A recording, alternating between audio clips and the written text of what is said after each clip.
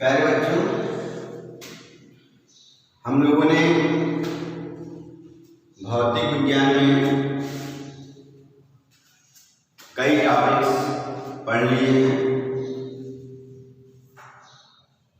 पहला चैप्टर जो कि कूलाम का नियम और वैद्युत क्षेत्र है, इसमें हम लोगों ने कूलाम का नियम अध्ययन कर लिया है, वैद्युत आवेश भी अध्ययन कर चुके हैं, कूलाम के नियम का सदिश रूप अध्ययन कर चुके हैं, वैद्युत बल और गुरुत्वाकर्षण बल की तुलना कर चुके हैं, वैद्युत बल और गुरुत्वाकर्षण बल दो इलेक्ट्रॉनों के बीच कितने गुना बड़ा होता है इसका भी अध्ययन कर चुके हैं।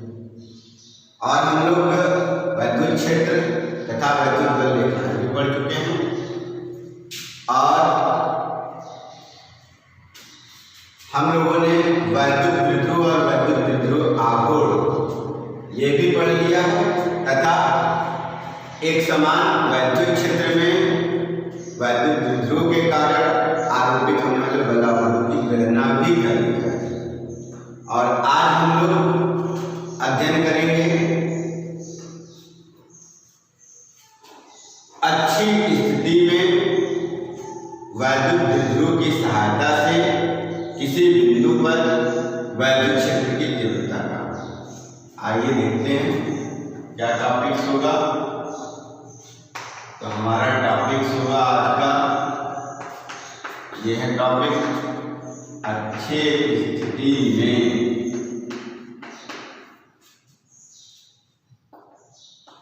वैद्युत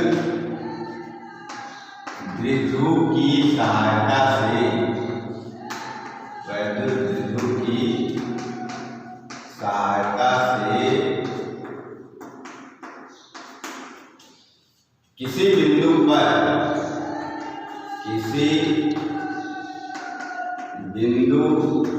पर वैद्युत क्षेत्र के तीव्रता की गणना करना। वैद्युत क्षेत्र के तीव्रता की गणना करना, इसके बारे में हम लोग अध्ययन करेंगे।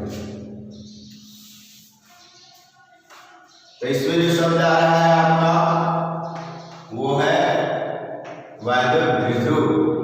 अब वैद्युत द्विध्रुव आप पढ़ चुके हैं, क्या होता है वैद्युत द्विध्रुव?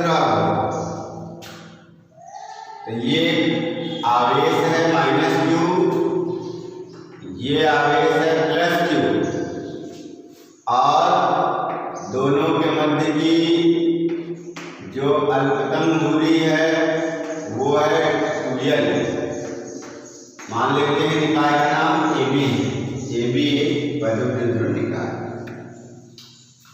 इसके अक्ष में एक बिंदु P ले लेते हैं, ये है बिंदु P जिस पर हम लोगों को वैद्युत क्षेत्र के तीव्रता की गणना करनी है। क्या करना है? बिंदु P पर वैद्युत क्षेत्र के तीव्रता की गणना करना है। कैसे गणना करेंगे? तो आपको क्लियर है, क्या क्लियर है? हमने बताया था +q आवेश के कारण वैद्युत क्षेत्र को दूर जाते हुए प्रदर्शित करते हैं। तो यह आपका E1 है। E1 किधर की ओर? +q आवेश के कारण वैद्युत क्षेत्र से दूर जाते हैं, वैद्युत क्षेत्र को दूर जाते हुए प्रदर्शित किया गया है। और -q के कारण वैद्युत क्षेत्र को आते हुए दिखाया जा रहा है। E1 और E2 दोनों की दिशाएं एक दूसरे के विपरीत प्रदर्शित की गई। अब कितनी बात आप लोग ध्यान में रखेंगे, AB वैद्युत द्विध्रुव निकाय मध्य की दूरी 2l लेते हैं। ऐसा इसलिए किया जाता है ताकि अगर AB वैद्युत द्विध्रुव के मध्य में कोई बिंदु को लिया जाए तो इसे L और L दूरियों में समान रूप से विभाजित किया जा सके। मान लेते हैं हम लोग कि O से और P तक तक की दूरी कितनी है, r है। O से P तक की दूरी कितनी दिखाई गई है, r दिखाई गई है। O से P तक, P वह बिंदु है जिस पर हमें वैद्युत क्षेत्र की तीव्रता की गणना करनी है। किसके कारण वैद्युत क्षेत्र की तीव्रता की गणना करनी है, -q के कारण वैद्युत क्षेत्र की तीव्रता की गणना करनी है, +q के कारण वैद्युत क्षेत्र की तीव्रता की गणना करनी है। जैसा कि आप देख रहे हैं, +q के कारण वैद्युत क्षेत्र E1 है और -q के कारण वैद्युत क्षेत्र E2 है। यानी अगर हम कहें -q के कारण वैद्युत क्षेत्र की दिशा किधर से किधर की ओर होगी, तो ये होगी पीए दिशा में। किस दिशा में, पीए दिशा में। और अगर हम लोग +q के कारण कहें वैद्युत क्षेत्र की दिशा किधर की ओर होगी, तो वैद्युत क्षेत्र की दिशा होगी बीपी की ओर। किधर की ओर होगी, +q के कारण वैद्युत क्षेत्र की दिशा बीपी की ओर होगी। आइए इतनी बातें आप लोग समझ चुके होंगे। कैसे लिखना है, लिख लेंगे कि AB एक वैद्युत ध्रुव निकाय है जिसके मध्य की अधिकतम दूरी l है तथा इसके अक्ष में एक बिंदु P लिया गया है जिस पर आवेशों के कारण वैद्युत क्षेत्र की तीव्रताएं E1 और E2 प्रदर्शित किया गया है। AB के मध्य में एक बिंदु O लिया गया है। मध्य में लेने का मतलब है कि A से O तक की दूरी l हो गई, O से B तक की दूरी l हो गई और O से P तक की दूरी कितनी दिखाई गई है, r दिखाई गई है। चलिए लिखते हैं किसके कारण, तो -q आवेश के कारण बिंदु P पर वैद्युत क्षेत्र की तीव्रता, वैद्युत क्षेत्र की तीव्रता किसके कारण ले रहे हैं, -q के कारण। -q के कारण लेंगे तो वैद्युत क्षेत्र की तीव्रता किससे प्रदर्शित किया गया है, -q के कारण वैद्युत क्षेत्र को आते हुए E2 से प्रदर्शित किया गया है। तो वैद्युत क्षेत्र की तीव्रता E2 बराबर हो जाएगा 1/4 पाई एप्सिलॉन नॉट q कहाँ तक की दूरी, A से P तक की दूरी, तो r स्क्वायर होता है। तो ये r का स्क्वायर मतलब कि AP का स्क्वायर। तो E2 इतना प्राप्त हो गया 1/4 q/AP। AP है कितना, तो AP देख लीजिए आप लोग, A से P तक की दूरी, A से P तक की दूरी, यहाँ तक की दूरी तो r है, उसमें कितनी दूरी और जोड़ दें तो A से P तक की दूरी हो जाएगी, यानी r और ये l, तो r प्लस l, यानी A से P तक की दूरी को हम लोग r प्लस l लिखेंगे। तो अब क्या हो जाएगा E2, तो E2 इक्वल टू हो जाएगा 1/4 पाई एप्सिलॉन नॉट q/ कितना, r प्लस l का whole square. This is equation number 1। And अब क्या करेंगे, तो +q आवेश के कारण बिंदु P पर वैद्युत क्षेत्र की तीव्रता, +q आवेश के कारण बिंदु P पर वैद्युत क्षेत्र की तीव्रता किससे डिनोट किया गया है, तो +q के कारण E1 से प्रदर्शित किया गया है। तो E1 लिख रहे हैं, E1 इक्वल टू कितना हो जाएगा 1/4 पाई एप्सिलॉन नॉट q/, देखिए ये है E1 यानी BP का स्क्वायर, और ये दूरी निकालेंगे तो r में l को घटा देंगे, यानी ये आपका BP स्क्वायर हुआ, लेकिन BP कितना होगा, तो r माइनस l होगा। तो अब आपका E1 का परिमाण कितना हो जाएगा, 1/4 pi epsilon not q/r minus l का होल स्क्वायर, समीकरण नंबर 2। अब बिंदु P पर परिणामी वैद्युत क्षेत्र की तीव्रता कितना होगा इसे ज्ञात करना है। तो लिखते हैं अतः अब बिंदु P पर परिणामी तीव्रता, तो आप लोग देख रहे हैं E1 और E2 दोनों एक दूसरे के विपरीत है। तो E इक्वल टू कितना लिखते हैं E equal to E1 minus E2, E1 minus E2, क्योंकि E1 greater than E1 minus E2।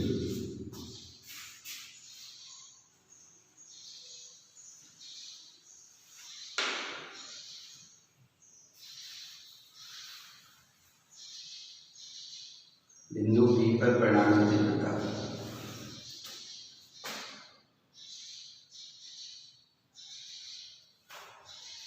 देख रहे हैं E2 1/4 Q upon R plus L का स्क्वायर है, E1 1/4 Q upon R minus L का स्क्वायर है।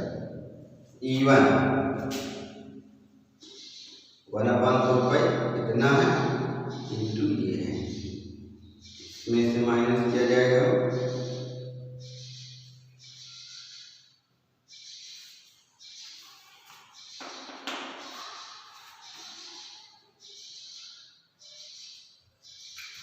ये E2 माइनस E1 कर दिया गया। चलिए ये क्लियर हो गया। E2 माइनस E1 दोनों की दिशा दिख रही है आपको, E1 और E2 दोनों परिमाण में एक दूसरे के बराबर, दोनों क्रमशः E2 और E1 है। अब परिणामी तीव्रता निकालना है, E इक्वल टू कितना आ जाएगा E2 माइनस E1। E2 की वैल्यू आप लोग पुट कर लीजिए, E2 की वैल्यू कितनी है, तो ये है E2 की value 1/4 pi epsilon naught Q upon R plus L का square minus 1/4 pi epsilon naught Q upon R minus L का स्क्वायर। थोड़ा क्लियर कर लीजिए आप लोग, कौन ज्यादा है इसमें E2 या E1, आपको क्लियर है। ये देखिए R प्लस L का स्क्वायर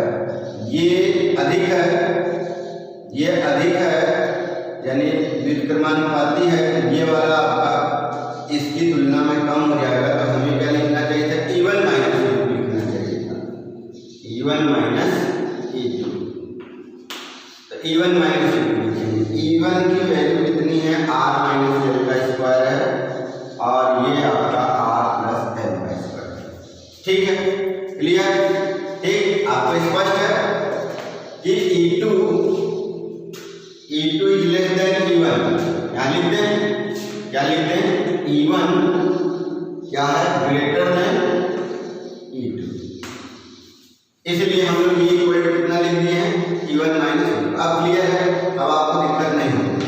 अब देखिए इसमें कॉमन दिख रहा है 1/4 pi epsilon naught Q, 1/4 pi epsilon naught Q, common ले लिया जाए, कितना हो जाएगा 1/4 पाई एप्सिलॉन नॉट Q, ये आपका आ जाएगा 1/R माइनस L का स्क्वायर और 1/R प्लस L का स्क्वायर। ठीक, ओके।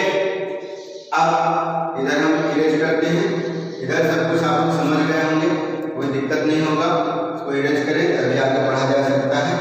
अब इसको हम इरेज कर रहे हैं, देखिए तो हम लोग बात कर रहे हैं परिणामी तीव्रता की, जिसमें आपको मिल चुका है E इक्वल टू इतना। तो E equal to 1/4 pi epsilon naught Q लिख लेते हैं।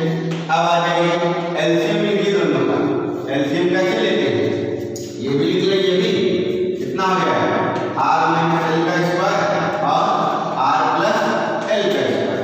ये कहाँ चला जाएगा, यहाँ, और ये कहाँ चला जाएगा, यहाँ, यानी ये हो जाएगा कितना R प्लस L का होल स्क्वायर माइनस ये R माइनस L का होल स्क्वायर। कोई प्रॉब्लम, ठीक है, ओके। आइए देखते हैं। आपको a प्लस बी का होल स्क्वायर पता होगा, a माइनस बी का होल स्क्वायर पता होगा। ब्रेक कर दीजिए तो ये हो जाएगा इक्वल टू 1/4 क्यूब। एलसीएम ले लीजिए, क्या ले लिया गया, एलसीएम तो ही है, दोनों का स्क्वायर, दोनों को एक साथ लिख लीजिए r minus L r plus L, और तब फिर स्क्वायर कर दीजिए और यहाँ पर इसको ब्रेक करेंगे। a का स्क्वायर प्लस b का स्क्वायर प्लस 2ab, तो ये r का स्क्वायर l का स्क्वायर l माइनस, इसी तरह a माइनस b को होल स्क्वायर से ब्रेक किया जाए, क्या होता है a का स्क्वायर प्लस b का स्क्वायर माइनस 2ab, ये हो जाएगा r का स्क्वायर l का स्क्वायर माइनस 2rl। अब ये तो formula a minus b a plus b, ये होता है a square minus b square. इसको नीचे लिख लेते हैं हम लोग इस तरह 1/4πε0 क्यूब, और ये हो गया r square plus l square plus 2rl, और ये माइनस करेंगे तो minus r square minus l square minus minus plus 2rl, और अपान में कितना, अपान में a minus b a plus b, तो a square minus b square और होल स्क्वायर है ये। अब देखिए ये r स्क्वायर प्लस में है, ये r स्क्वायर किसमें है, माइनस में, कैंसिल कर लीजिए। ये l स्क्वायर प्लस में है, ये l स्क्वायर माइनस में है, कैंसिल कर लीजिए। 2rl ऐड होने पर कितना हो जाएगा, 4r, तो ये हो गया 1/4πε0 Q into 4rl upon r square minus l square का होल स्क्वायर। अच्छा ये इतना हो गया। अब आपको पता है कि l लेस देन r है, तो l square much less than r square. इसका मतलब कि l स्क्वायर इतना छोटा हो जाता है कि उसको हम लोग नगण्य मान सकते हैं। देखिए l अल्पतम दूरी होता है, यानी l r की तुलना में, r दूरी है, l अल्पतम दूरी, तो अल्पतम दूरी की अपेक्षा में छोटा होता है, तो उसका अगर स्क्वायर कर देंगे तो बहुत ही छोटा हो जाएगा। अर्थात हम लोग l स्क्वायर को r स्क्वायर की तुलना में नगण्य ले लेंगे। क्या ले लेंगे, नगण्य। नगण्य का मतलब होता है लगभग शून्य के बराबर, नगण्य ले लेंगे। जब ये शून्य ही हो जाएगा l स्क्वायर को हम लोग क्या करेंगे, हटा देंगे। क्लियर है, सब दिख रहा है आप लोगों को, ठीक। अब इसको हम इरेज करते हैं ताकि इसके आगे क्या कैलकुलेट करना है वो देखा जा सके। इसको इरेज कर रहे हैं।